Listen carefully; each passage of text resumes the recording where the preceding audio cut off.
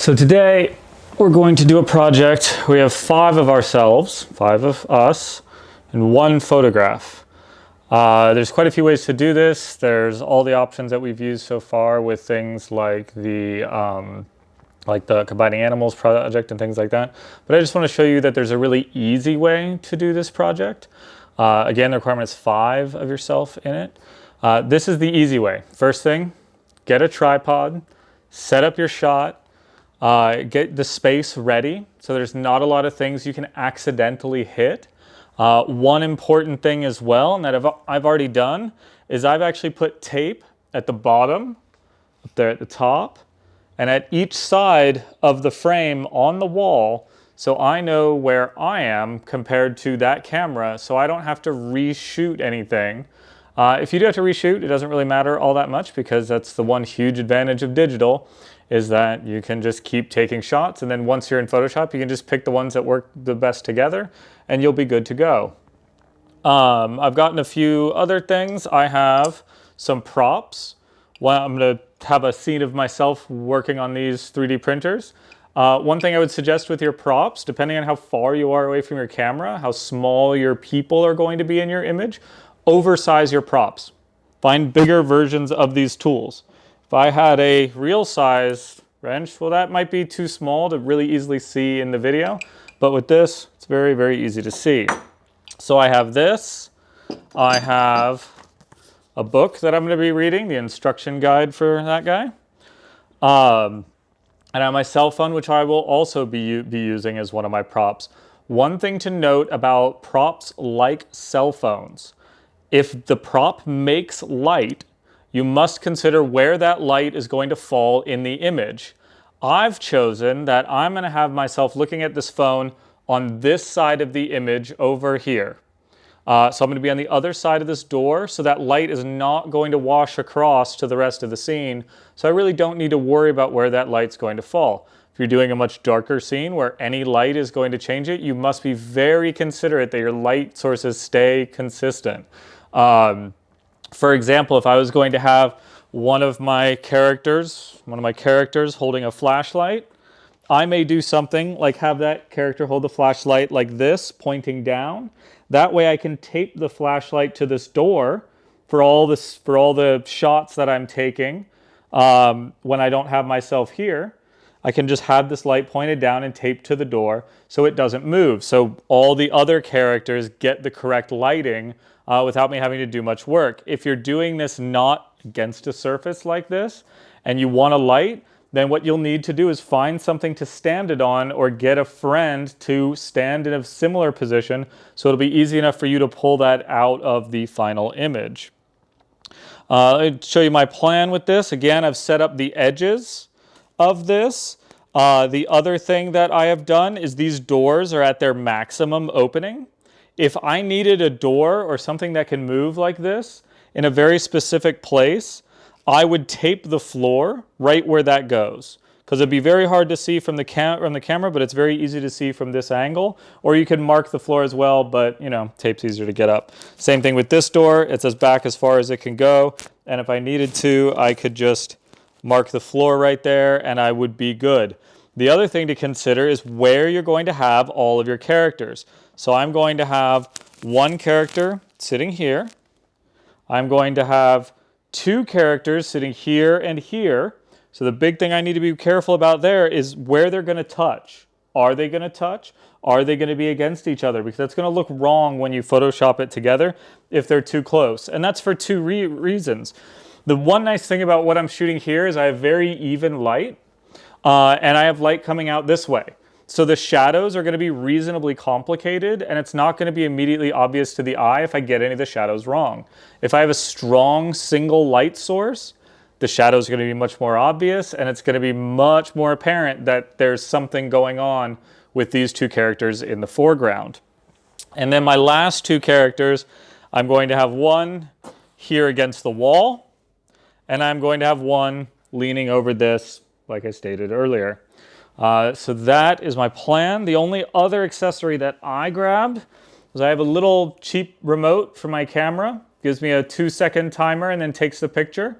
You can do this with just a longer timer if you want to on any camera, but these are relatively inexpensive.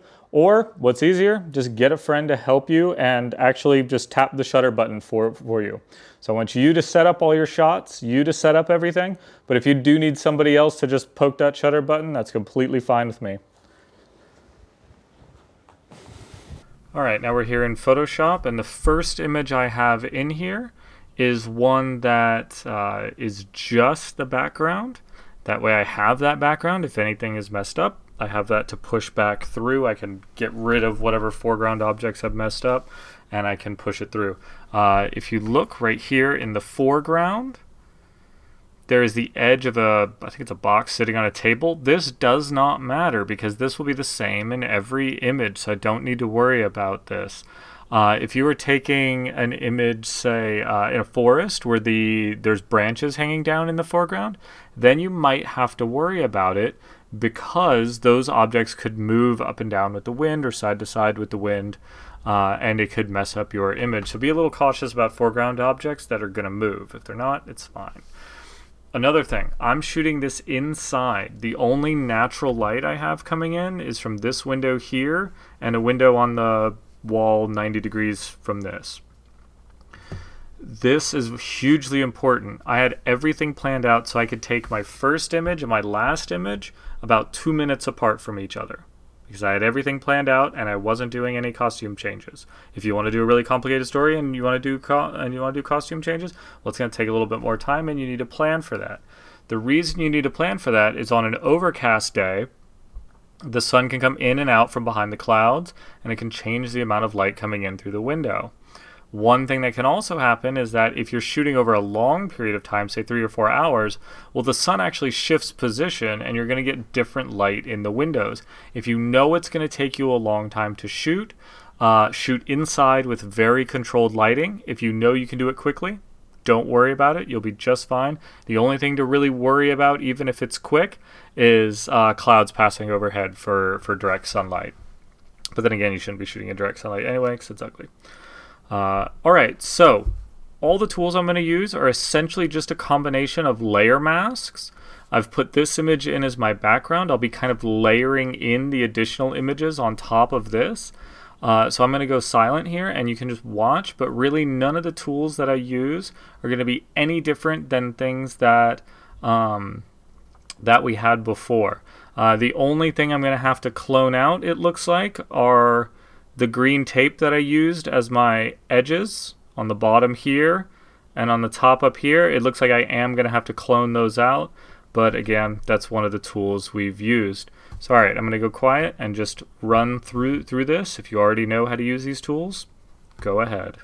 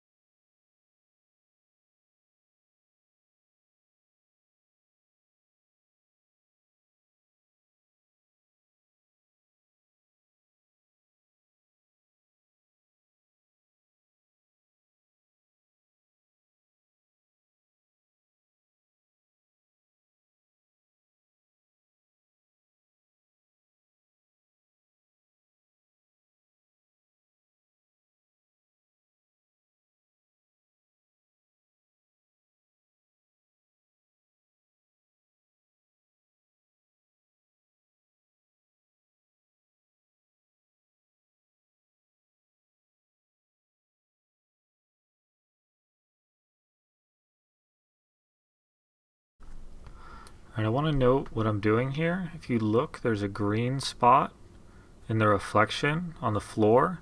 It's actually being hidden by this character.